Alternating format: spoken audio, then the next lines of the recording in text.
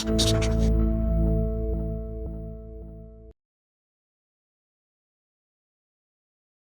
I was born to two very incredible, amazing, supportive South Indian parents.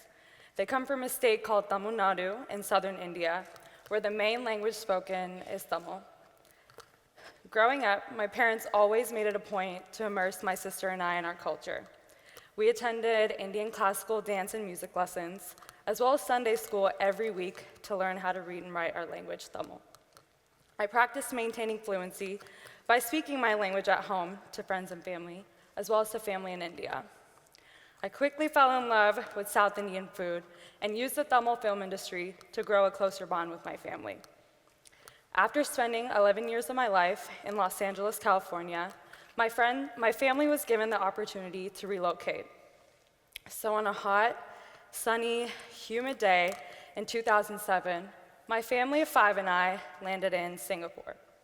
At the time, I was 11 years old and had no idea what Singapore was. In fact, I didn't even know that it existed. So when I walked out at the airport, I remember one of my first thoughts was looking around and thinking to myself that a lot of the people here kind of look like me. So as we got in the cab and headed across the city to our new apartment, I stared out the window, surprised by how much ethnic diversity I was seeing. We passed by churches and mosques and Buddhist temples and Hindu temples, which further intrigued me to find out what Singapore was made of. I turned to our cab driver, and he responded saying that Singapore is made up of immigrants from the neighboring Asian countries. And I even found out that one of the national languages happened to be Tamil, my mother tongue. So as I got to our apartment, I quickly became victim to jet lag and fell asleep thinking about who I was going to sit with at school the next day. The next morning, my sister and I held hands as we climbed up the stairs of the bus and waved goodbye to our parents as we were about to embark on a new journey across the world. We were going to be attending Singapore American School, an international school primarily meant for the children of expats. I walked into school thinking I was going to be immersed in that same diversity I saw on the cab ride back home. But little did I know, I was wrong. I would soon find out that I would be considered a part of the majority in the city, but a part of the minority at school. It wasn't long before the bullying and tormenting started. My peers began to make fun of me for my non-Eurocentric features. They began commenting on my curly hair and my darker skin. They would call me names like Curry Girl, and I was once referred to as an untouchable, a term referring to the lowest level of the Indian caste system.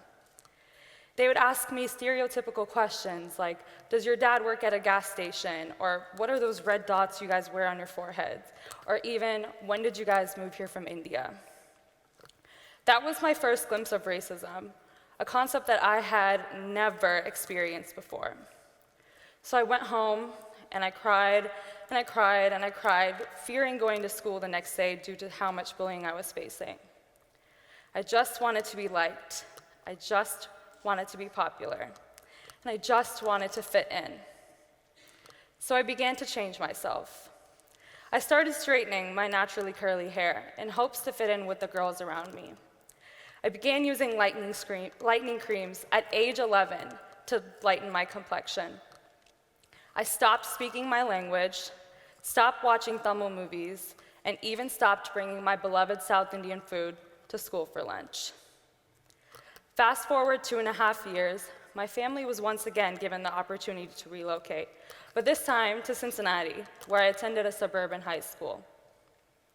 Fearing of facing the same ridicule and bullying I faced in Singapore, I continued to conform and assimilate to the dominant culture.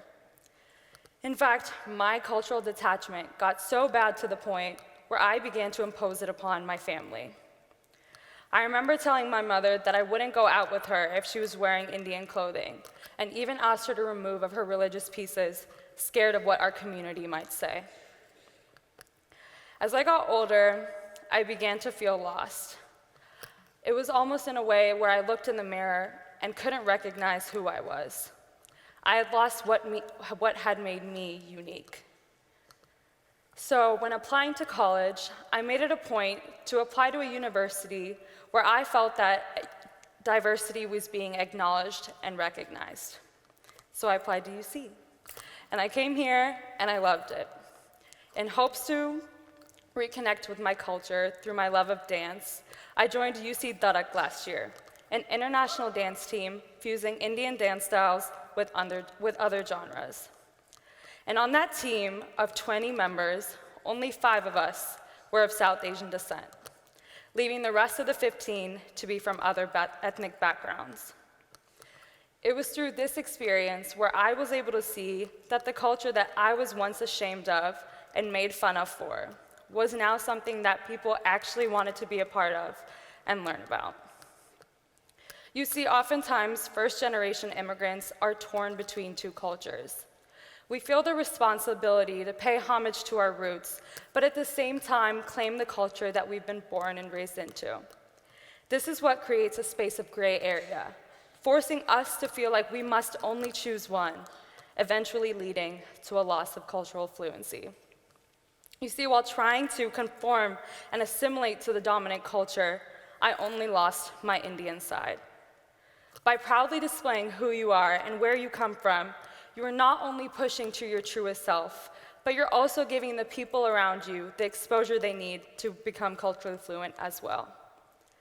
By being culturally fluent, you are gaining strength and perspective from other cultures, as well as creating a pathway that leads to more meaningful conversations. In a country where 38% of the population are people of color, it's important that we acknowledge the diversity we interact with on an everyday basis. We must take what we can from each culture that we interact with to grow as a community.